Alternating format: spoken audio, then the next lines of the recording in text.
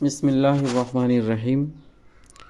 تو سامعین، ایک بار پھر حاضر ہیں آپ کی خدمت میں ایک نئی کتاب کے ساتھ، جس کا نام ہے سازشی نظریات اور اسلامی فکر، مصنف سید سعادت اللہ حسینی، موجودہ امیر جماعت اسلامی ہند۔ تو آئیے شروع کرتے ہیں۔ سازشی نظریات اور اسلامی فکر۔ مشکل اور پرخطر حالات طرح طرح کے نظریات سازشی یعنی کانسپریسی تھیوریز کے لیے زرخیز زمین فراہم کرتے ہیں۔ اس وقت اسلامی دنیا میں جس تیزی سے فتنوں اور آزمائشوں کا سلسلہ بڑھتا جا رہا ہے، اہل اسلام کے درمیان ایسے نظریات کی مقبولیت بھی بڑھتی جا رہی ہے، بلکہ بعض صورتوں میں وہ کیفیت بھی نظر آ رہی ہے جسے ماہرین سماجیات سازشیت یعنی کانسپیرسزم کہتے ہیں، یعنی یہ شعوری یا غیر شعوری عقیدہ کے تاریخ کو بنانے اور بگاڑنے میں کلیدی کردار چند طاقتور لوگوں کی خفیہ سازش کا ہوتا ہے۔ سازش انسانی زندگی اور سماج کی ایک ناقابل تردید حقیقت ہے۔ روزمرہ کی عام زندگی سے لے کر عالمی سطح کے اہم معاملات تک ہر سطح پر یقیناً سازشیں ہوتی ہیں۔ شیطان بنیادی طور پر ایک سازشی کردار ہے۔ قال فبعزتک لاغوینہم اجمعین، شیطان نے کہا تیری عزت کی قسم میں ان سب لوگوں کو بہکا کر رہوں گا۔ سورہ صاد آیت نمبر 82۔ چنانچہ ہر زمانے میں شیطان کے پیروکار سازش کرتے رہے ہیں۔ مکر و فریب اور سازش بعض لوگوں کے مزاج کا حصہ ہوتی ہے، اسی طرح بعض اجتماعی گروہ بھی سازشی سوچ اور طبیعت کی بنیاد پر اس طرح تشکیل پاتے ہیں کہ یہ ان کی فطرت ثانیہ بن جاتی ہے، چنانچہ وہ آئے دن سازش کرتے رہتے ہیں۔ بعض سازشیں کامیاب بھی ہوتی ہیں اور بعض ناکام بھی۔ فسادی قوتوں کی سازشوں سے باخبر رہنا اور ان کو ناکام بنانے کی حکمت عملی تیار کرنا دنیا میں خیر و صلاح کے فروغ کی اہم ضرورت اور تقاضا ہے۔ اس حد تک سازشوں کو زیر بحث لانا، ان کا تجزیہ کرنا اور ان کے مقابلہ کی تدابیر ڈھونڈنا ایک اہم ضرورت ہے، اور دنیا بھر کے بہت سے سنجیدہ دانشوروں اور تجزیہ نگاروں کی تحریروں میں سازشوں کے بارے میں متوازن بحث ملتی ہے۔ لیکن جس انتہا پسندانہ سوچ اور زاویہ فکر کو سازشیت کہا جاتا ہے، وہ ان سنجیدہ مباحث سے مختلف ہے۔ اس زاویہ فکر کے حاملین دنیا کے ہر چھوٹے بڑے واقعے کو سازش کا نتیجہ سمجھتے ہیں۔ ان کی سوچ کے مطابق تاریخ کا اصل فیصلہ کن ایجنٹ ایک نظر نہ آنے والا مکار سازشی گروپ ہوتا ہے۔ اس سوچ کے شکار لوگ کسی بھی واقعے یا حادثے کو اس کی ظاہری صورت میں قبول کرنے کے لیے تیار نہیں ہوتے۔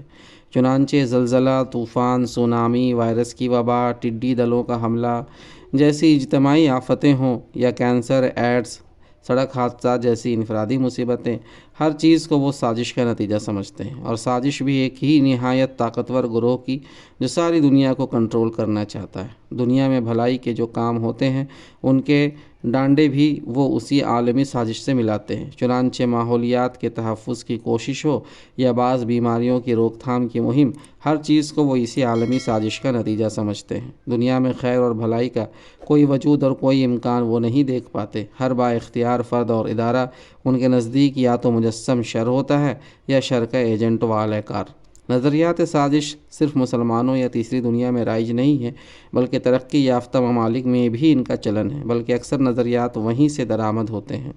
ایلومیناٹی اور فری میسن وغیرہ سے متعلق اکثر فوق الفطری تصورات مغربی ممالک ہی سے درآمد ہوئے ہیں۔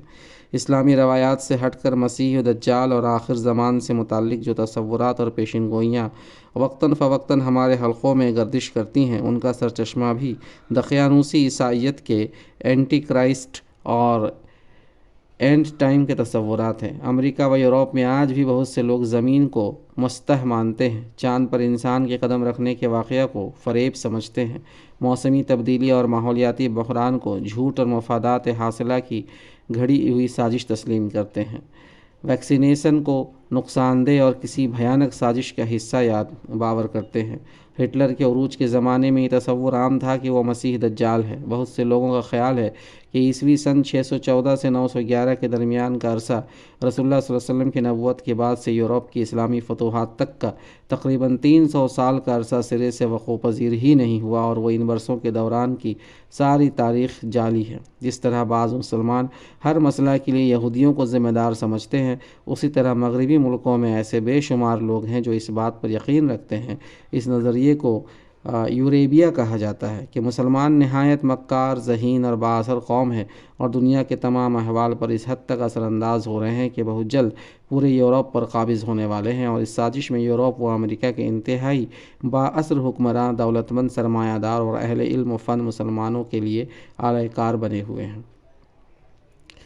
یا یہ کہ بارک اوباما اصلاً مسلمان ہیں، جنہیں مسلمانوں نے امریکہ پر قبضہ کرنے کے لیے منصوبہ بند طریقہ سے امریکی نظام میں داخل کرایا ہے، یا وہ مسیح دجال ہے۔ اب یہ تصور بھی عام ہونے لگا ہے کہ دجال دراصل اسلام اور کمیونزم کے اشتراک سے پیدا ہونے والی عالمی تحریک کا نام ہے، وغیرہ۔ ان مثالوں سے معلوم ہوتا ہے کہ سازشی نظریات ہر قوم میں مقبول ہے۔ فرق یہ ہے کہ ترقی یافتہ اور تعلیم یافتہ معاشروں میں ان نظریات کو حاشیائی یعنی فرنج اور مجنونانہ پیرانوئڈ افکار مانا جاتا ہے، لیکن ہمارے یہاں مین اسٹریم کے سمجھدار لوگ بھی ان سے متاثر ہونے لگتے ہیں۔ سازشی نظریات کی 3 قسمیں۔ ثبوت و صحت کے امکان کے اعتبار سے سازشی نظریات کی 3 ممکنہ قسمیں ہو سکتی ہیں۔ ایک تو وہ نظریات ہیں جو ٹھوس دلائل و شواہد کے ساتھ ثابت شدہ ہیں، مثلاً یہ بات کہ عراق کا جنگ کا مقصد عام تباہی کے ہتھیاروں کا اتلاف نہیں بلکہ تیل کے ذخائر پر کنٹرول تھا۔ اب ناقابل تردید شواہد مثلاً چلکوٹ رپورٹ کے ساتھ سامنے آ چکی ہے۔ مختلف فسادات کی معتبر تحقیقاتی رپورٹیں موجود ہیں جو فسادات کی سازشوں کو بے نقاب کرتی ہیں۔ یہ بات کہ مسلمانوں میں ماڈریٹ اسلام کے نام سے گمراہی اور قرآن و سنت سے دوری پیدا کرنے کی منصوبہ بند کوشش ہو رہی ہے، متعدد دستاویزی شہادتوں کے ساتھ ثابت شدہ ہے۔ سرمایہ دارانہ استعماری قوتوں کے سازشی تجارتی و معاشی ہتھ کنڈے ذرائع ابلاغ کی جانب سے جھوٹ پھیلانے اور اباحیت و صارفیت زدہ تہذیب کے فروغ کی کوششیں وغیرہ بھی وہ سازشیں ہیں جن کا سازش ہونا ٹھوس علمی طریقوں سے معلوم ہے۔ مشکل یہ ہے کہ عام طور پر ایسی ناقابل تردید شہادتیں واقعہ کے کافی عرصہ بعد حاصل ہو پاتی ہیں، لیکن ان شہادتوں اور ان کی تفصیلات کو سامنے رکھ کر آئندہ پیش آنے والے واقعات کا تجزیہ کیا جا سکتا ہے۔ دوسری قسم ان واقعات کی ہے جن میں سازش کا عنصر ثابت شدہ تو نہیں ہوتا لیکن اس کے سلسلے میں مضبوط شواہد موجود ہوتے ہیں۔ واقعات کی ظاہری شکل اور ان کی سرکاری توجیہ کی بنیادیں بہت کمزور ہوتی ہیں اور سرکاری موقف پر بہت سے سوالات کھڑے ہوتے ہیں۔ مثلاً 11 ستمبر کے واقعات کے سلسلے میں امریکی حکومت کے موقف پر بہت سے سوالات لوگوں نے کھڑے کیے۔ ہمارے ملک میں دہشت گردی کے اکثر واقعات کے سلسلے میں سرکاری بیانیوں پر ذمہ دار اہل علم اور اعلیٰ عہدیداروں نے شکوک کا اظہار کیا ہے۔ ان واقعات کی توجیہ کے لیے جو متبادل نظریات پیش کیے جاتے ہیں گو کہ وہ بھی ثابت شدہ نہیں ہیں، لیکن سرکاری بیانیہ بھی مشکوک ہے، اس لیے سازش کا اچھا خاصا امکان موجود ہے۔ ایسے واقعات کے سلسلے میں سوالات اٹھائے جانے چاہیے، متبادل بیانیوں کا تجزیہ ہوتے رہنا چاہیے اور حقیقت کی تلاش جاری رہنی چاہیے۔ ان 2 قسموں کو ہم معقول نظریات کہیں گے۔ ان معقول نظریات کی خصوصیت یہ ہے کہ اس طرح کی سازشوں کی مثالیں تاریخ کے ہر دور میں ملتی ہے۔ جنگ اور فساد وغیرہ انسانی عمل کا نتیجہ ہوتے ہیں۔ تاریخ کے ہر دور میں مفادات کی خاطر جنگیں لڑی گئیں اور ان کے لیے حقیقی اسباب سے ہٹ کر مصنوعی اسباب کو بنیاد بنایا گیا، اس لیے آج بھی ان کا بھرپور امکان ہے۔ ان سازشوں کا اثر محدود ہوتا ہے، محدود تعداد میں افراد متاثر ہوتے ہیں یا محدود علاقہ تک یا محدود وقت کے لیے ان کا اثر ہوتا ہے۔ ایسی سازشوں کو بروئے کار لانے کے لیے مافوق البشر قوتوں کی یا عالمی سطح کے اتفاق رائے کی ضرورت پیش نہیں آتی، بلکہ یہ عام قوانین فطرت کے مطابق روئے عمل لائی جاتی ہے۔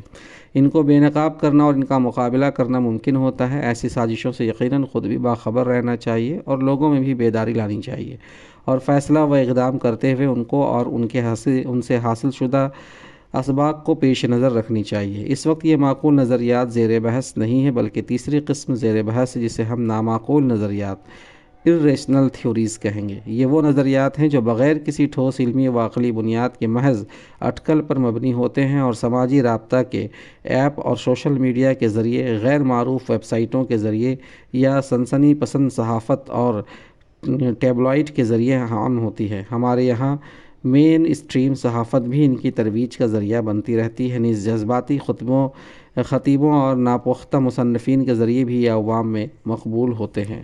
نامعقول سازشی نظریات کے نقصانات۔ نامعقول سازشی نظریات کے کئی سماجیاتی، نفسیاتی اور عملی نقصانات ہیں۔ سب سے بڑا عملی نقصان یہ ہے کہ تجزیہ کی یہ غلطی ہماری اسٹریٹجی اور عملی اقدامات کا رخ بگاڑ دیتی ہے۔ ہم پر اثر انداز ہونے والے واقعات بہت سے پیچیدہ اندرونی و بیرونی اسباب کا نتیجہ ہوتے ہیں۔ متعدد دشمنوں کی ظاہری و پوشیدہ کوششیں ہوتی ہیں۔ ایسے اتفاقی واقعات و عوامل ہوتے ہیں جن پر کسی کا کنٹرول نہیں ہوتا۔ خود ہماری کمزوریاں، غلط فیصلے و اقدامات، بے عملیاں اور کوتاہیاں ہوتی ہیں۔ ان سب عوامل کے پیچیدہ باہمی تعامل کے نتیجے میں کوئی خراب اور نقصان دہ صورتحال پیدا ہوتی ہے۔ اس صورتحال کا معقول رد عمل اسی وقت ممکن ہوتا ہے جب ان سارے عوامل پر ہماری نظر ہو، ان کو ان کے صحیح تناسب و تناظر میں دیکھا جائے، ان کا دقیق تجزیہ ہو اور ان سب عوامل کو سامنے رکھ کر کسی حل کو ڈیزائن کیا جائے۔ لیکن سازشیت سے متاثر سہل انگار مزاج اس دقیق عمل کا متحمل نہیں ہوتا۔ ہر خرابی اور ہر مشکل ان کے نزدیک اسی ایک مفروضہ سازشی قوت کی پیدا کردہ ہوتی ہے۔ بس ہلکی پھلکی ذہنی ورزش سے واقعہ کی ظاہری شکل کو مشکوک بنا دینا اور واقعہ کو اس سازشی قوت سے جوڑ دینا کافی ہوتا ہے۔ چنانچہ یہ ذہن و مزاج درست تجزیوں کی راہ میں بڑی رکاوٹ بن جاتا ہے اور کبھی کسی ٹھوس اسٹریٹجی یا عملی پروگرام تک نہیں پہنچتا۔ یہ ایک راہ فرار ہے۔ سنجیدہ، باعمل اور حوصلہ مند لوگ کبھی اس طرح کے فریب کا شکار نہیں ہو سکتے۔ جن لوگوں نے سازشیت کے نفسیاتی پہلوؤں پر کام کیا ہے وہ بھی یہی کہتے ہیں کہ یہ عام طور پر ناکام لوگوں کی ذہنی ساخت اور شکست خوردگی کا نتیجہ ہوتی ہے۔ آدمی یا قومیں پے در پے ناکامیوں کے اثر سے جب بری طرح مجروح ہو جاتی ہیں اور عمل اور جد و جہد کی کوئی راہ سجھائی نہیں دیتی تو وہ نامعقول سازشی نظریات میں پناہ لینے لگتی ہے۔ چونکہ یہ نظریات اور ان کی بنیاد پر کیے جانے والے تجزیے کوئی عملی پروگرام تجویز نہیں کرتے اور نہ کسی عملی پروگرام پر منتج ہو پاتے ہیں، اس لیے یہ بے عملی اور تعطل کو فروغ دیتے ہیں۔ ان میں یقین رکھنے والوں کے پاس سوائے ان نظریات کی تکرار و تبلیغ کے اور کوئی ٹھوس کام نہیں رہ جاتا۔ وہ ہر واقعہ میں سازش کا پہلو ڈھونڈنے اور اسے پھیلانے مصروف رہتے ہیں۔ سازشی عناصر کے ہم گیر استبداد کا تصور ہر طرح کی عملی کاوش اور جد و جہد کو بے نتیجہ باور کراتا ہے اور منصوبہ بندی و حکمت عملی، سعی و کاوش اور مقابلہ و جد و جہد کا کوئی داعیہ باقی رہنے نہیں دیتا۔ یہ نظریات شدید قسم کی مایوسی کا نتیجہ ہوتے ہیں اور مایوسی و قنوطیت کو اور فروغ دیتے ہیں۔ جب آدمی یہ محسوس کرے کہ اس کے معاملات مکمل طور پر ایک ایسے اندیکھے دشمن کے کنٹرول میں ہیں جو دنیا کے تمام امور پر کنٹرول رکھتا ہے تو وہ کس لیے جد و جہد کرے گا؟ عام طور پر یہ واقعات و حوادث ہی ہوتے ہیں جو تحقیق و تفتیش، اختراع و اپج اور جہد و سرگرمی کے لیے مضبوط محرک فراہم کرتے ہیں۔ لیکن اگر کسی کے ذہن پر سازشی نظریات چھائے ہوئے ہوں تو وہ کیوں مسئلہ کے حقیقی ظاہری اسباب کے پیچھے پڑے گا؟ وہ اسے ایک سازش سمجھے گا اور سازشیوں کو کوسنے کے سوا کوئی اور کام اس کے پاس نہیں بچے گا۔ سازشیت سماجی تعلقات پر بھی اثر انداز ہوتی ہے۔ پر اسراریت کا یہ لازمی تقاضا ہوتا ہے کہ آدمی اپنے ہم مشربوں کے نہایت قریبی اور محدود ترین حلقہ کے سوا باقی ساری دنیا کو شک کی نگاہ سے دیکھنے لگتا ہے۔ کسی بھی واقعہ و حادثہ کے ان اسباب کو قبول کرنے کے لیے تیار نہیں ہوتا جن پر لوگ بھروسہ کرتے ہیں۔ دیگر انسانوں کے ساتھ اس کی کوئی قدر مشترک تشکیل ہی نہیں ہو پاتی، اس لیے کسی کے ساتھ بھی تعاون و اشتراک یا مل کر کام کرنا یا معاملہ کرنا اس کے لیے دشوار ہو جاتا ہے۔ جن باتوں پر انسانوں میں عام طور پر اتفاق رائے ہوتا ہے ان میں بھی اس کا زاویہ نظر بالکل مختلف ہوتا ہے۔ اس طرح کی سوچ عام طور پر قوموں میں اس وقت پنپنے لگتی ہے جب وہ زوال کی انتہا کو پہنچتی ہے۔ بے بسی اور لاچاری جب عروج کو پہنچتی ہے تو قومیں ہر ایک کو اور ہر چیز کو شک کی نگاہ سے دیکھنے لگتی ہیں۔ خود مسلمانوں کی تاریخ سے معلوم ہوتا ہے کہ زوال کے ہر مرحلے میں اس طرح کے سازشی نظریات کو خوب فروغ ملا اور ان کے خوب چرچے ہوئے۔ سازشی نظریہ درست یا نادرست؟ اب سوال یہ پیدا ہوتا ہے کہ کن نظریات کو معقول مانا جائے اور کن کو نامعقول۔ اس کے لیے جب ہم قرآن کی طرف رجوع کرتے ہیں تو بڑی واضح روشنی ملتی ہے۔ ہم پہلے اس سلسلے میں اس موضوع پر قرآن مجید کے مطالعہ کا حاصل پیش کریں گے اور پھر ایسے نظریات کی تنقیح کے جدید علمی طریقوں کا بھی تعارف کرائیں گے۔ قرآن مجید اپنے ماننے والوں کے ذہنوں کی تربیت اس طرح کرتا ہے کہ ایک بندہ مومن کسی غیر عقلی رویہ کا روادار نہیں ہو سکتا۔ توہم پرستی اور اندھی روایت پرستی قرآن کے نزدیک مشرکانہ ذہن کی پیداوار ہے۔ اسی طرح پر اسراریت، اعجوبہ پرستی، نامعقول تشکیک اور بے بنیاد وہم و گمان بھی کمزور ایمان کے پھل ہیں۔ کھلی ہوئی حقیقتوں کو نظر انداز کر کے سربستہ اسرار کے پیچھے پڑنے کے عجوبہ پرست مزاج کی قرآن سختی سے مذمت کرتا ہے۔ کسی ایسی چیز کے پیچھے نہ لگو جس کا تمہیں علم نہ ہو، یقیناً آنکھ، کان اور دل سب ہی کی باز پرس ہونی ہے۔ سورہ بنی اسرائیل آیت نمبر 36۔ قرآن جو مزاج پروان چڑھاتا ہے، اس کے نتیجے میں ایک بندہ مومن واقعات و حوادث اور معاملات زندگی کو اللہ کی آیات اور اس کی سنت نیز محکمات و تجربات کی روشنی میں دیکھنے کا عادی ہوتا ہے۔ قرآن کی روشنی میں کچھ ایسے اصول ذیل میں درج کیے جا رہے ہیں جن سے سازشی نظریات کی تنقیح کے لیے ٹھوس بنیادیں میسر آتی ہیں۔ نمبر 1، فسادی اور فتنہ پرداز لوگ نہایت کمزور ہوتے ہیں۔ نامعقول سازشی نظریات اللہ کے نافرمان شرپسندوں اور فتنہ پردازوں کو بہت طاقتور اور غیر معمولی قوت اور صلاحیت کے حامل باور کراتے ہیں، بلکہ ان کے بارے میں یہ تصور کیا جاتا ہے کہ وہ ایک ایسی ہمگیر قوت کے مالک ہیں کہ ان کی مرضی اور منصوبہ بندی سے دنیا کے سارے واقعات انجام پاتے ہیں۔ گویا انہیں قادر مطلق، اومنی پوٹنٹ اور عالم کا اومنیسینٹ مانا جاتا ہے، عالم کل مانا جاتا ہے۔ ایلومیناٹی، فری میسن، صہیونیت، بلکہ ہمارے ملک میں دائیں بازو کی فسطائی فرقہ پرستی، ان سب کے سلسلے میں یہ تصورات موجود ہے کہ ہر چھوٹا بڑا واقعہ انہی کی مرضی اور پلاننگ سے وقوع پذیر ہوتا ہے۔ سیاسی و معاشی امور سے لے کر سماوی آفات تک اور سائنسی و علمی تحقیقات سے لے کر اخلاقی و تہذیبی تصورات کے چلن تک، انسانی زندگی کی کوئی گوشہ ایسا نہیں ہے جہاں ان کی مرضی کے بغیر کچھ ہو رہا ہو۔ وہ کبھی ناکام نہیں ہوتے اور نہ کبھی کوئی پتہ ان کی مرضی کے خلاف ہل پاتا ہے۔ وہ منصوبہ بندی کرتے ہیں اور دنیا کا ہر چھوٹا بڑا معاملہ ان کے منصوبہ کے مطابق ہو بہو انجام پا جاتا ہے۔ جبکہ قرآن کہتا ہے کہ سازش کرنے والی شیطانی قوتیں بہت حقیر اور کمزور ہوتی ہیں، مکڑی کے جال سے بھی کمزور۔ سب سے بڑا اور سب سے طاقتور سازشی تو شیطان مردود ہے، لیکن اللہ تعالیٰ اس کی سازشوں کے بارے میں فرماتا ہے، بس شیطان کے ساتھیوں سے لڑو اور یقین جانو کہ شیطان کی چالیں حقیقت میں نہایت کمزور ہیں۔ سورہ نساء آیت نمبر 76۔ قرآن اللہ کے نافرمان بندوں کے بارے میں کہتا ہے کہ وہ اپنی طاقت و صلاحیت کے بارے میں دھوکے میں پڑے ہوئے ہیں۔ حقیقت یہ ہے کہ منکرین دھوکے میں پڑے ہوئے ہیں۔ سورہ ملک آیت نمبر 20۔ فرعون و نمرود جیسے طاقت اور بادشاہوں اور خدائی کے دعوے داروں کو بھی محدود اور ناقص اقتدار ہی ملا تھا۔ ان کی چالوں کا بھی ذکر کر کر کے قرآن یہ ابدی اصول بیان کرتا ہے کہ کافروں کی چالوں کا انجام اس کے سوا کچھ نہیں ہوتا کہ وہ مقصد تک نہیں پہنچ سکے۔ سورہ مومن آیت نمبر 25۔ کوئی انسان بھی لامحدود اور پوری دنیا پر محیط و ہمگیر قدرت کا مالک نہیں ہو سکتا۔ نمبر 2، اللہ تعالیٰ لوگوں کو ایک دوسرے کے ذریعے دفع کرتا ہے اور ہمگیر و دائمی فساد کی روک تھام کے لیے ان کو ایک دوسرے سے ٹکراتا اور ان کا زور توڑتا رہتا ہے۔ قرآن کہتا ہے کہ شرپسند لوگ سب نہایت کمزور لوگ ہیں، آپس میں ایک دوسرے سے پھٹے ہوئے ہیں۔ ہم نے ان کے درمیان قیامت تک کے لیے عداوت اور دشمنی ڈال دی ہے۔ جب کبھی یہ جنگ کی آگ بھڑکاتے ہیں، اللہ اس کو ٹھنڈا کر دیتا ہے۔ یہ زمین میں فساد پھیلانے کی صحیح کر رہے ہیں، مگر اللہ فساد برپا کرنے والوں کو ہرگز پسند نہیں کرتا ہے۔ سورہ مائدہ آیت نمبر 64۔ ہر سازشی نظریے کی بنیاد اس مفروضے پر ہوتی ہے کہ اللہ کے دشمن انتہائی منظم اور متحد لوگ ہیں۔ قرآن مفروضے کی تردید کرتے ہوئے صاف کہتا ہے، یہ آپس کی مخالفت میں بڑے سخت ہیں، تم انہیں اکٹھا سمجھتے ہو مگر ان کے دل ایک دوسرے سے پھٹے ہوئے ہیں۔ ان کا یہ حال اس لیے ہے کہ یہ بے عقل لوگ ہیں۔ سورہ حشر آیت نمبر 14۔ ساری دنیا کو بے بس کرنے والی سازش کے لیے ضروری ہے کہ یہ فسادی مکمل طور پر متحد ہوں۔ دنیا کے تمام باصلاحیت اور بااثر افراد اور ادارے ان کے اعلی کار ہوں۔ ہر وہ فرد جو کسی نہ کسی درجے میں واقعہ کو متاثر کر سکتا ہو وہ ان کا وفادار ہو۔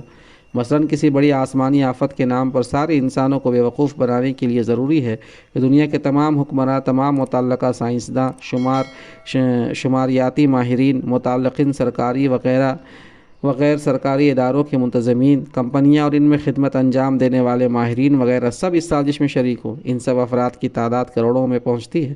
ان کا تعلق مختلف قومیتوں، مذاہب و نظریات سے ہیں۔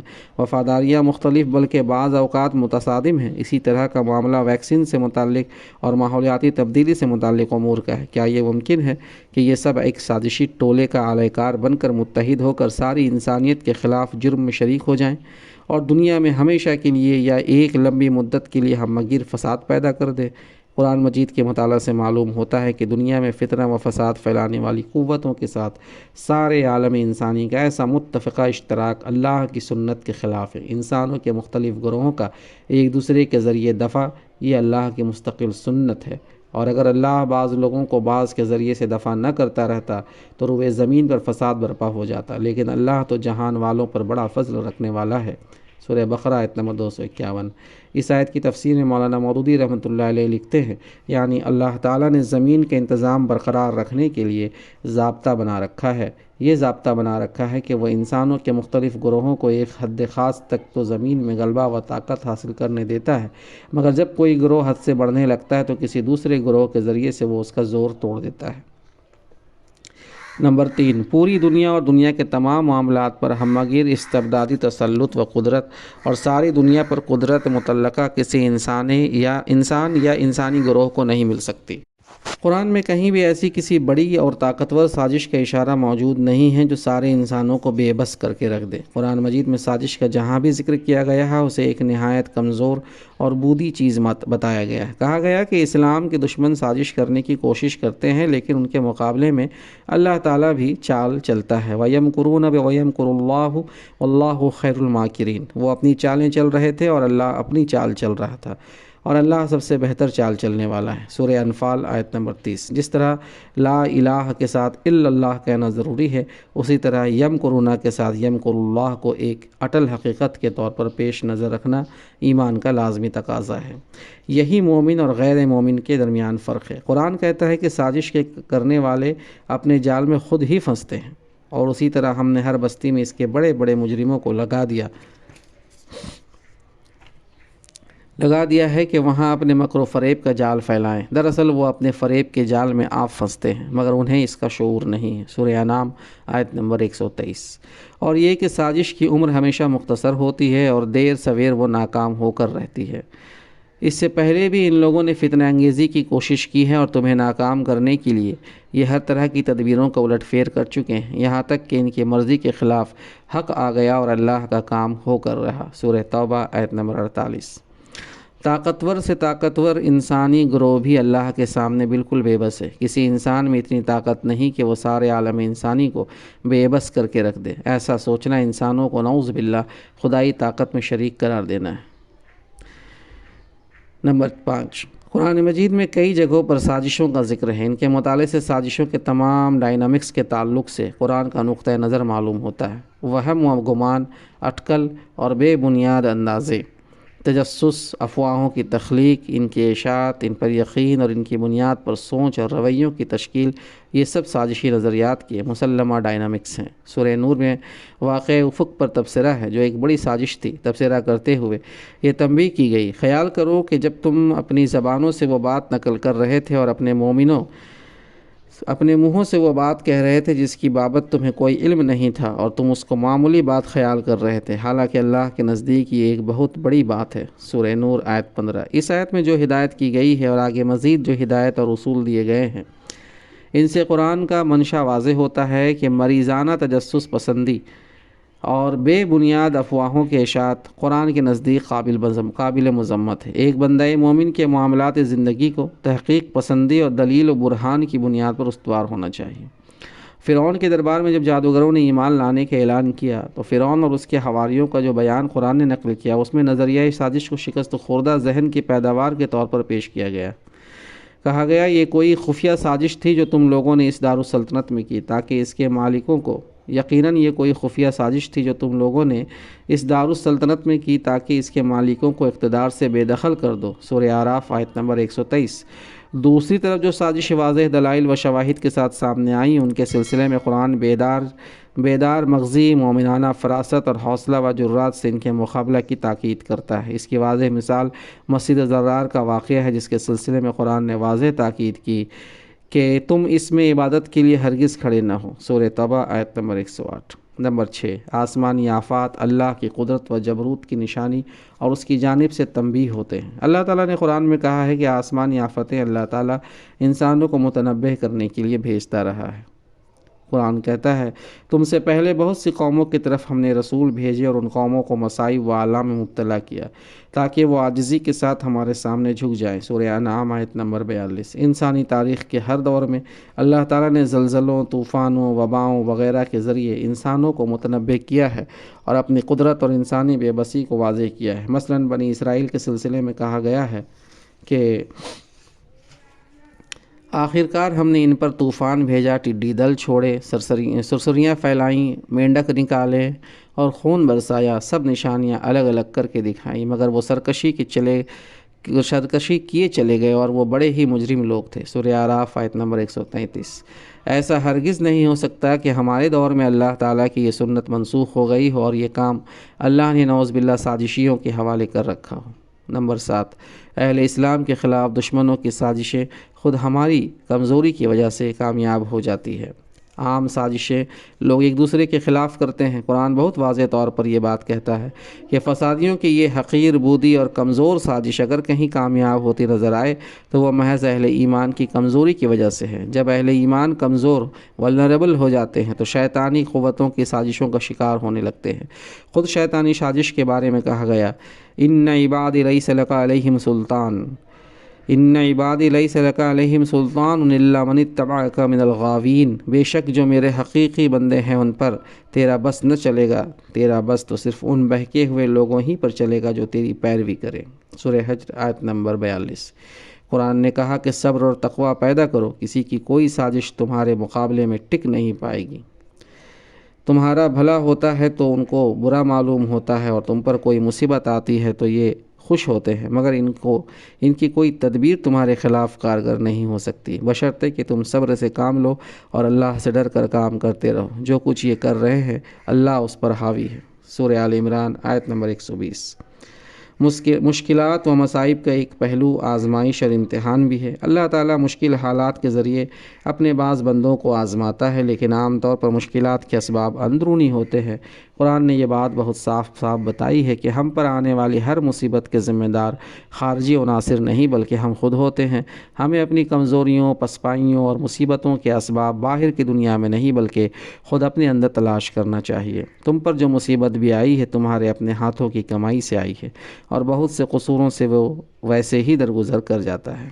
سورہ شورى آیت نمبر 30۔ ہمارے علوم و فنون، ہمارا جاہ و جلال، ہمارا اثر و رسوخ، ہماری طاقت و قوت، ہمارا شاندار ماضی وغیرہ وغیرہ یہ کسی دشمن کی سازش سے نہیں سلب ہوتا ہے بلکہ ہماری اپنی کمزوری سے چھن جاتا ہے۔ اللہ تعالیٰ نے اس بات کو اپنا مستقل اصول یعنی سنت اللہ قرار دیا ہے۔ یہ اللہ کی سنت کے مطابق ہوا، یہ وہ کسی نعمت کو جو اس نے کسی قوم کو عطا کی ہو اس وقت تک نہیں بدلتا جب تک کہ وہ قوم خود اپنے طرز عمل کو نہیں بدل دیتی۔ اللہ سب کچھ سننے اور جاننے والا ہے۔ سورہ انفال آیت نمبر 53۔ قرآن میں اللہ تعالیٰ نے مسلمانوں پر آنے والی بعض بڑی مشکلات کا تفصیل سے ذکر کیا ہے، لیکن کہیں بھی دشمن کی سازش کو ہزیمت کا اصل سبب نہیں قرار دیا۔ مثلاً غزوہ احد میں پیش آنے والی مشکلات پر تبصرہ کرتے ہوئے قرآن نے یہ نہیں کہا کہ یہ اس وجہ سے ہوا کہ قریش کی پلاننگ بہت زبردست تھی یا کسی نے بڑی سازش رچی تھی، یا یہ کہ خالد بن ولید جیسا ماہر جنگ جو ان کی طرف موجود تھا اور انہوں نے صحیح وقت پر زبردست چال چل کر پانسا پلٹ دیا۔ یہ سب باتیں ہم کو تاریخ سے معلوم ہوتی ہے۔ قرآن نے ان باتوں اور دشمنوں کی چالوں کو اصل سبب نہیں بتایا بلکہ صاف صاف لفظوں میں سبب بس یہ بتایا ہے کہ اور یہ تمہارا کیا حال ہے کہ جب تم پر مصیبت آ پڑی تو تم کہنے لگے یہ کہاں سے آئی، حالانکہ جنگ بدر میں اس سے دوگنی مصیبت تمہارے ہاتھوں فریق مخالف پر پڑ چکی ہے۔ اے نبی ان سے کہو یہ مصیبت تمہاری اپنی لائی ہوئی ہے، اللہ ہر چیز پر قادر ہے۔ سورہ آل عمران آیت نمبر 165۔ اور پھر تفصیل سے بتایا ہے کہ وہ کمزوریاں کیا تھیں۔ قرآن نے اس کے علاوہ بھی متعدد جگہوں پر ایسے تبصرے کیے ہیں۔ فتح و شکست، عروج و زوال، نرم و گرم حالات پر قرآن نے جہاں بھی تبصرہ کیا ہے اس سے وہ اہل ایمان کی اس طرح تربیت کرتا ہے کہ زندگی علم و یقین، تحقیق و دلیل اور محکمات و تجربات کی روشن شاہراہ پر آگے بڑھے اور تردد و تذبذب، گمان و بے یقینی، بے عملی اور بے بنیاد اٹکلوں کی تاریک وادیوں میں بھٹک کر نہ رہ جائے۔ اوپر کی بحث سے غلط سازشی نظریات کی شناخت کے کچھ اہم پیمانے معلوم ہوتے ہیں۔ جدید فلسفیانہ طریقوں میں بھی ان پیمانوں کی تائید ملتی ہے۔ نمبر 1، ہر وہ نظریہ جس میں سازش کرنے والے کو غیر معمولی اور مافوق البشر قوت کا مالک اور عالمی احوال پر مکمل قدرت کا حامل باور کرایا گیا ہو۔ نمبر 2، ہر وہ نظریہ جس میں کسی عظیم قدرتی آفت کو یا دنیا بھر کو بے بس کر دینے والی کسی مصیبت کو کسی انسانی گروہ کی خفیہ منصوبہ بندی کا نتیجہ بتایا گیا ہو۔ نمبر 3، ہر وہ نظریہ جس میں سازش کے توڑ یا اس کے مقابلہ کی کوئی ممکن شکل نظر نہ آتی ہو اور جو کسی ٹھوس جوابی حکمت عملی کی طرف رہنمائی نہ کرتا ہو۔ اس کے علاوہ درج ذیل بعض اور طریقے ہیں جو تحقیق و تفتیش کے عصری طریقوں سے ماخوذ ہیں۔ نمبر 4، غلط سازشی نظریہ کی ایک بڑی اہم پہچان اس کی اندرونی کمزوریاں ہوتی ہے۔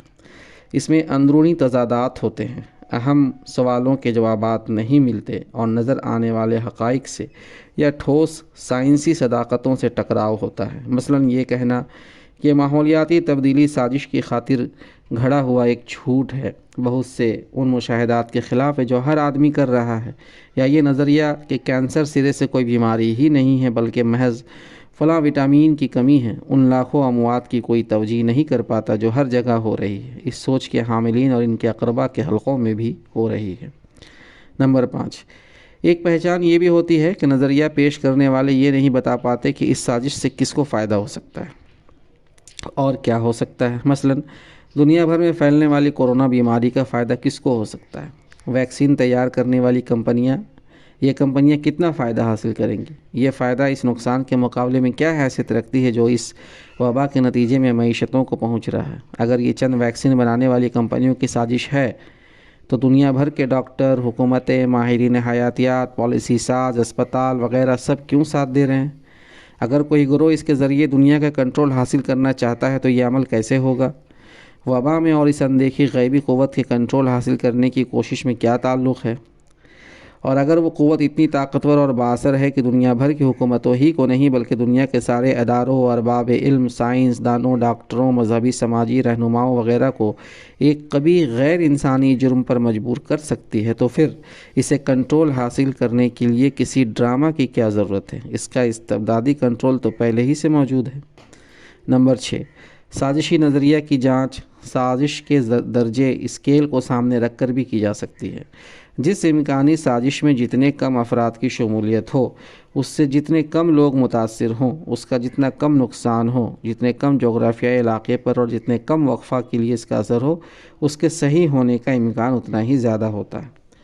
چند لوگ مل کر 10-20 افراد کے خلاف یا کسی ایک حکومت کے خلاف سال 2 سال کے لیے کوئی سازش کریں اور انہیں نقصان پہنچائیں، یہ ممکن ہے، لیکن دنیا کے کروڑوں لوگوں کے خلاف سازش، 10 ممالک کے خلاف سازش، ساری دنیا کو معطل اور بے بس کر کے رکھنے والی سازش، یا ایسی سازش جو کئی دہوں اور صدیوں تک جاری رہے، یہ عقلاً ممکن نہیں ہے اور اللہ کی سنت کے خلاف ہے۔ نمبر 7، غلط سازشی نظریہ کو ان حقائق اور معلومات کی جانچ کے ذریعے بھی پہچانا جا سکتا ہے جنہیں نظریہ کی بنیاد بنایا جاتا ہے یا اس کی تائید میں بطور دلیل پیش کیا جاتا ہے۔ غلط سازشی نظریات جھوٹ اور غلط خبروں کی بنیاد پر پھیلائے جاتے ہیں۔ حکمرانوں، ماہرین اور دیگر بڑی شخصیات سے غلط بیانات منسوب کرنا یا ان کے بیانات کو توڑ مروڑ کر ان سے غلط مطلب اخذ کرنا، کتابوں اور جرنلوں وغیرہ کے غلط اور گمراہ کن حوالے، جعلی تصاویر اور ویڈیوز، غلط اور فرضی سائنسی ڈاٹا، سائنسی اصولوں کی گمراہ کن لیکن بھاری بھرکم اصطلاحات کے استعمال کی وجہ سے مروب کن تعبیرات، ان سب کو عام طور پر نامعقول سازشی نظریات کی بنیاد بنایا جاتا ہے۔ یہ بہت افسوس کی بات ہے کہ عام لوگ ہی نہیں بلکہ پڑھے لکھے لوگ بھی ایسی باتوں سے مروب ہو جاتے ہیں، حالانکہ موجودہ دور میں غلط باتوں کی تحقیق بہت آسان ہے اور تھوڑی سی کوشش سے ہم واقعات و معلومات کی صداقت کی جانچ کر سکتے ہیں۔ نمبر 8، اسی سے متعلق ایک اور جانچ جسے ماہرانہ شہادت ایپسٹمیٹک اتھارٹی کی جانچ کہتے ہیں، یہ ہے کہ نظریات پیش کرنے والوں یا نظریات کی بنیاد بننے والے ڈیٹا کی پیشکش کرنے والوں کے علم اور تخصص کی جانچ کی جائے۔ آج کی پیچیدہ دنیا میں ہر معاملہ کو گہرائی سے سمجھنے کے لیے مخصوص علوم و فنون میں اعلیٰ درجے کا ورک درکار ہوتا ہے۔ جس شعبہ سے متعلق معاملہ ہو اس کے معتبر اہل علم و اہل فن کو پہچاننے کی صلاحیت اور ان پر اعتماد، یہ سنجیدہ علمی تجزیوں کی نہایت اہم ضرورت ہے۔ بہت سے لوگ یہ بھی نہیں سمجھ پاتے کہ زیر بحث معاملہ کا تعلق کس شعبہ علم سے۔ مثلاً وائرس کے پھیلاؤ کے علم کا تعلق ڈاکٹروں سے نہیں بلکہ وائرولوجی اور ایپیڈیمولوجی سے ہے۔ اوپر جن واقعات کو ہم نے معقول سازشی نظریات کی مثالوں کے طور پر درج کیا ہے، ان کے بارے میں ہم سب جانتے ہیں کہ ان کی سرکاری توجیہات کو رد کرنے والے یا ان پر شبہات کا اظہار کرنے والے عام لوگ نہیں ہیں بلکہ اپنے شعبہ کے معتبر ترین اہل علم ہیں۔ عراق جنگ پر اول روز سے دنیا بھر کے کئی معروف ماہرین سیاسیات و عسکریات امریکی و برطانوی حکومتوں کی باتوں کو رد کرتے رہے ہیں۔ دہشت گردی کے واقعات پر تحفظ کا اظہار کرنے والے انتہائی سینئر پولیس افسران، قومی سلامتی کے ماہرین، جج صاحبان اور دیگر ماہرین ہیں۔ ہر معقول بات کے سلسلے میں ایسا ہی ہوتا ہے کہ اللہ تعالیٰ اپنے کچھ بندوں کو دنیا کے سامنے سچائی لانے کے لیے آگے بڑھاتا ہے۔ کوئی سازشی نظریہ حقیقت سے قریب ہو تو ایسا نہیں ہو سکتا کہ دنیا کے تمام معتبر اہل علم و فن اس پر خاموش رہیں اور اس کو بے نقاب کرنے کا کام غیر معروف، نیم خواندہ یا متعلقہ شعبہ فن سے غیر متعلق نظریہ سازوں کے حوالے ہو جائے۔ اس لیے تشخیص کا ایک طریقہ یہ بھی ہے کہ پیش کرنے والوں کی قابلیت و استناد کی جانچ کی جائے اور معتبر ماہرین فن سے ان کی رائے معلوم کی جائے۔ یہ کام بھی سنجیدگی اور باریک بینی چاہتا ہے، اس لیے کہ اکثر سازشی نظریات کو پیش کرنے والے خود کو ماہرین فن کے طور پر پیش کرتے ہیں۔ کم علم عطائی بھاری بھرکم اصطلاحات کے ساتھ خود کو ماہر ڈاکٹر بتا کر پیش کرتے ہیں وغیرہ۔ آج کے زمانے میں کسی بھی شخص کے پروفائل کی جانچ کرنا کوئی مشکل کام نہیں ہے، 1 منٹ میں یہ جانچ ہو سکتی ہے۔ اس کی عادت ہم کو ڈالنی چاہیے۔ خود ہمارے حلقوں میں اور دنیا بھر کے اسلامی و تحریکی حلقوں میں اب الحمدللہ ہر میدان کے ماہرین موجود ہیں، ان کی آراء پر اعتماد کرنا چاہیے۔ نمبر 9، اس کے علاوہ سازشی نظریات کی تنقیح کے بعض اعلیٰ سائنسی طریقے مثلاً قابلیت تکذیب کا ٹیسٹ یعنی فالسیفائبلٹی ٹیسٹ بھی ہیں۔ محققین نے ایسے ریاضیاتی ماڈل بھی تشکیل دیے ہیں جن کو استعمال کر کے بہت سے نظریات کی تنقیح کی جا سکتی ہے، لیکن یہ پیچیدہ علمی بحث اس مقالہ کے دائرے سے باہر ہے۔ ہم کسی اور مناسب پلیٹ فارم پر اس کو زیر بحث لائیں گے۔ دلچسپی رکھنے والے اہل علم فی الحال حاشیے میں درج کتابوں اور مقالات سے مدد لے سکتے ہیں۔ یہ حقیقت ہے کہ ہر بڑے واقعہ یا حادثہ سے فائدہ اٹھانے کی لوگ کوشش کرتے ہیں۔ موجودہ دور کی مادہ پرست کفن چور ذہنیت نے اس رجحان کو اور فروغ دیا ہے۔ حادثات اور قدرتی آفات یا کسی انسانی غلطی سے پیدا ہونے والی تباہ کن صورتحال کا بدطینت لوگ اور ادارے اور حکومتیں اپنی سیاسی، معاشی اور دیگر مفادات کے لیے استعمال کر سکتے ہیں اور کرتے رہتے ہیں۔ کسی زلزلہ، سونامی، عالمی وبا وغیرہ کی صورتحال کا مفادات حاصلہ کے لیے استحصال کرنا، اس غرض کے لیے دھوکے اور مبالغہ سے کام لینا یا غلط معلومات بہم پہنچانا وغیرہ ایک مختلف بات ہے، اور آفت کو بطور سازش تخلیق کرنا الگ ہے۔ پہلی بات کا امکان بہت زیادہ رہتا ہے، لیکن اس کی وجہ سے جو شکوک پیدا ہوتے ہیں وہ دوسری بات تک پہنچاتے ہیں۔ اس لیے اس بات کی سنجیدہ کوشش ہونی چاہیے کہ اگر کہیں کوئی سازش نظر آئے تو اس کی حقیقت کو سمجھا جائے اور جتنی وہ ہے اتنی ہی دیکھی اور دکھائی جائے۔ سازشی نظریات اور کتاب الفتن کی روایت۔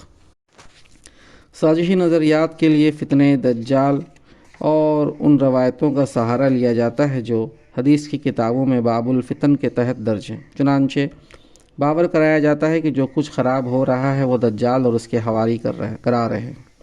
اس طرح سوچنے والوں کے پاس کبھی کوئی سولوشن یا حل نہیں ہوتا۔ دجال کے فتنے کا مقابلہ تو سیدنا مہدی اور سیدنا عیسیٰ علیہ السلام کریں گے، اس لیے ہمارا کام بس یہ رہ جاتا ہے کہ ان کے انتظار کرے اور اس وقت تک ہر چھوٹی بڑی مصیبت کو دجالی سازش کے سے جوڑ کر کڑتے رہیں اور گھلتے رہیں۔ کتاب الفتن کی روایتوں کے بارے میں یہ بات ہم کو سمجھنی چاہیے کہ قیامت کی جو نشانیاں اللہ کے رسول صلی اللہ علیہ وسلم نے بتائی ہے وہ بہت واضح ہے۔ ان سب نشانیوں کو ایک ساتھ سامنے رکھ کر ہی ان سے کوئی نتیجہ نکالنا درست ہے۔ ایک آدھ روایت کو ادھر ادھر سے پکڑ کر یہ کہنا ہے کہ اب دجال کا زمانہ آ گیا ہے اور قیامت آ لگی ہے، نہایت گمراہی کی بات ہے۔ ہماری تاریخ میں ہر مشکل دور میں قرب قیامت کی اس طرح کی باتیں ہوتی رہی ہیں۔ اس وقت جو کشمکش ہو رہی ہے وہ حق و باطل کی کشمکش ہے جو تاریخ کے ہر دور میں ہوتی رہی ہے۔ یہ چراغ مصطفی اور شرار ابولہبی کی مستقل کشمکش ہے جس میں ہمیں اپنا رول ادا کرنا ہے۔ ہاتھ پر ہاتھ دھرے مہدی کا یا عیسیٰ کا انتظار نہیں کرنا ہے۔ جب مہدی آئیں گے یا عیسیٰ آئیں گے وہ اپنا کام کریں گے، اس وقت تو ہمیں اپنی ذمہ داری ادا کرنی ہے۔ ہر شرار ابولہبی کو ہم دجال سمجھ بیٹھیں گے تو اپنا رول ادا نہیں کر پائیں گے۔ اس کشمکش میں ہمارے اپنے زمانے میں چراغ مصطفی کی نمائندگی کا فریضہ ہم پر ہے اور ہم اس کے لیے جواب دہ ہیں۔ اگر ہم صحیح رخ پر اور صحیح جذبہ کے ساتھ جد و جہد کریں گے تو اللہ کی مدد و نصرت ہمارے شامل حال رہے گی اور عام قوانین فطرت کے مطابق ہماری کامیابی و ناکامی کا فیصلہ ہوگا۔ جو صلاحیت و قوت اللہ تعالیٰ نے ہمارے دشمنوں کو دی ہے وہی ہم کو بھی دی ہے۔ ان سے مغرور ہو کر حوصلے ہارنے کی کوئی وجہ نہیں۔ اللہ تعالیٰ اچھے اور برے دنوں کو لوگوں کے درمیان عدلتے بدلتے رہتے ہیں۔ وَتِلْكَ الْأَيَّامُ نُدَاوِلُهَا بَيْنَ النَّاسِ، یہ تو زمانہ کے نشیب و فراز ہیں جنہیں ہم لوگوں کے درمیان گردش دیتے رہتے ہیں۔ سورہ آل عمران آیت نمبر 140۔ آزمائشوں اور مشکل حالات کی عمر مختصر ہوتی ہے، ان سے گھبرا کر فسادیوں کو لامحدود قوت کا مالک سمجھ بیٹھنا بہت بڑی غلطی اور بڑی نفسیاتی کمزوری ہے۔ ہمارا مطلوب عملی رویہ۔ بے شک ہم کو دنیا کے احوال اور شرپسند طاقتوں کی سازشوں سے باخبر رہنا چاہیے۔ صحیح جد و جہد کے لیے اس کی بھی ضرورت ہے، لیکن اس میں حد سے زیادہ مبالغہ اور ان کو اپنے دماغ پر اس طرح حاوی کر لینا کہ ہر چیز کو اسی عینک سے ہم دیکھنے لگے، دنیا کے ہر چھوٹے بڑے واقعہ میں سازش کا پہلو تلاش کرنے لگے اور ہم کیا کریں اور ہم کو کیا کرنا چاہیے یہ کبھی زیر بحث نہ آئے، بلکہ ساری بحث صرف ان صحیح اور غلط نظریات پر ہو کہ ہمارے سلسلے میں وہ کیا کر رہے ہیں، تو یہ نفسیاتی مرض کی علامت ہے۔ اوپر ہم نے معقول اور نامعقول نظریات کی پہچان بتائی ہے۔ جو معقول نظریات ہیں ان پر بے شک ہم کام کریں اور ان سازشوں کے مناسب توڑ کی صحیح کریں، لیکن نامعقول نظریات سے اپنا پیچھا چھڑائیں اور ان سے امت کو بھی محفوظ رکھیں۔ امت مسلمہ کی تو یہ ذمہ داری ہے کہ وہ نہ صرف اپنے مسائل کا خود چارج لے بلکہ دنیا کے مسائل کا بھی آگے بڑھ کر چارج لے۔ جس دن ہم اپنے اور دنیا کے مسائل کے لیے خود کو ذمہ دار سمجھیں گے اور ان کے حل کا پورا چارج خود لیں گے، وہ ترقی اور کامیابی کی شاہراہ پر ہمارا پہلا قدم ہوگا۔ اپنی کسی ناکامی کے لیے دوسروں کو ذمہ دار قرار دینے کا رویہ دراصل راہ فرار ہے۔ جو فرد یا قوم اس راہ فرار کی عادی ہو جاتی ہے وہ کبھی کامیابی کا سرا نہیں پا سکتی۔ ایک کامیاب فرد اپنی ناکامی کی ذمہ داری قبول کرتا ہے، اس کے اسباب بیرون سے زیادہ اپنے اندرون میں تلاش کرتا ہے۔ بیرونی احوال اس کے کنٹرول میں نہیں ہوتے، اس لیے انہیں وہ خدا کے سپرد کر دیتا ہے۔ البتہ اندرونی احوال پر اس کا کنٹرول ہوتا ہے، وہ ان کی اصلاح کرتا ہے، زیادہ قوت اور زیادہ دانشمندی کے ساتھ کوشش کرتا ہے، یہاں تک کہ کامیاب ہو جاتا ہے۔ اللہ تعالیٰ نے اہل ایمان کی کامیابی کے لیے توکل کو ضروری قرار دیا ہے۔ توکل کا فلسفہ ہم کو آخری حد تک ہمت ہارے بغیر اور مایوس ہوئے بغیر کوشش کرتے رہنے دیتا ہے، اور توکل ہم کو بعمل اور عملیت پسند پریگمیٹک بناتا ہے۔ یہ ہمیں ممکنات پر ارتقاء عطا کرتا ہے۔ مطلب یہ کہ جو امور ہم پر واضح نہیں ہیں یا ہمارے دائرہ اختیار سے پرے ہیں وہ خدا کے حوالے کرنا، اور جو کام اور جو امور ہمارے لیے ممکن ہیں جن کے ہم مکلف ہیں ان پر اپنی ذہنی و عملی توانائیوں کو مرکوز کرنا ہی توکل ہے۔ کمزور اور ناکام افراد اور قوموں کی ایک کمزوری یہ ہوتی ہے کہ ان کی زیادہ توجہ بیرونی مسائل، مشکلات اور دوسروں کی چالوں اور سازشوں پر ہوتی ہے، جبکہ کامیاب افراد کی خصوصیت یہ ہوتی ہے کہ ان کی نظر اپنے مقصود پر ٹکی ہوتی ہے۔ وہ دوسروں کی چالوں اور حرکتوں سے بس اسی حد تک تعرض رکھتے ہیں جس حد تک خود ان کی جد و جہد کے رخ اور حکمت عملی کے تعین کے لیے ضروری ہوتا ہے۔ جو کچھ ان کے بس میں ہے اور ممکن ہے اسے کر گزرنے پر ان کی زیادہ توجہ ہوتی ہے۔ جو امور ان کے دائرہ امکان سے پرے ہیں ان پر وہ زیادہ دھیان نہیں دیتے۔ توکل یہی اسپرٹ پیدا کرتا ہے، امکان کی آخری حد تک کوشش کرنا، اور جو امور ہمارے دائرہ اختیار سے باہر ہو ان کو خدا کے حوالے کر دینا، یہی توکل ہے۔ یہ سوچ کا ایک بالکل مختلف پیراڈائم ہے۔